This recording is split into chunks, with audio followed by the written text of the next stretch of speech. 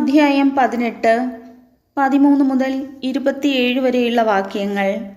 ന്യായാധിപന്മാർ.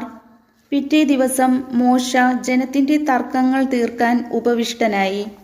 പ്രഭാതം മുതൽ പ്രദോഷം വരെ ജനങ്ങൾ മോശയുടെ ചുറ്റും കൂടി നിന്നു. മോശ തൻ്റെ ജനത്തിനു വേണ്ടി ചെയ്യുന്നതെല്ലാം കണ്ടപ്പോൾ അമ്മായിയപ്പനായ ജത്രോ അവനോട് ചോദിച്ചു, നീ ജനത്തിനു വേണ്ടി ചെയ്യുന്നതെന്താണ്? രാവിലെ മുതൽ വൈകുന്നേരം വരെ ജനമെല്ലാം നിന്റെ ചുറ്റും കൂടി നിൽക്കാൻ ഇടയാകത്തക്ക വിധം നീ ഇവിടെ ഒറ്റയ്ക്കിരിക്കുന്നതെന്തുകൊണ്ട്? മോശ പറഞ്ഞു, ദൈവഹിതം അറിയാനായി ജനം എന്നെ സമീപിക്കുന്നു. എന്തെങ്കിലും തർക്കമുണ്ടാകുമ്പോൾ അവർ എൻ്റെ അടുക്കൽ വരുന്നു. ഞാൻ അവരുടെ കലഹങ്ങൾ തീർക്കുന്നു. ദൈവത്തിൻ്റെ ചട്ടങ്ങളും നിയമങ്ങളും അവരെ പഠിപ്പിക്കുകയും ചെയ്യുന്നു. അപ്പോൾ അവൻ പറഞ്ഞു, നീ ചെയ്യുന്നത് ശരിയല്ല.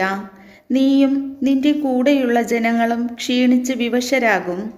ഇത് ഭാരമേറിയ ജോലിയാണ്. തനിയെ ഇത് ചെയ്യാൻ നിനക്ക് സാധിക്കുകയില്ല. ഞാൻ പറയുന്നത് കേൾക്കുക. ഞാൻ നിനക്കൊരു ഉപദേശം നൽകാം.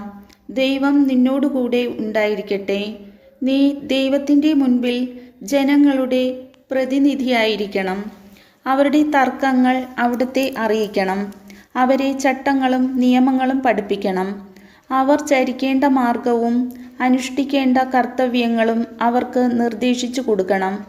കഴിവും ദൈവഭയവുമുള്ളവരും സത്യസന്ധരും കൈക്കൂലി വെറുക്കുന്നവരുമായ ആളുകളെ ജനത്തിൽ നിന്ന് തിരഞ്ഞെടുത്ത് അവരെ 1000-ഉം 100-ഉം 50-ഉം 10-ഉം വീതമുള്ള ഗണങ്ങളുടെ അധിപന്മാരായി നിയമിക്കുക.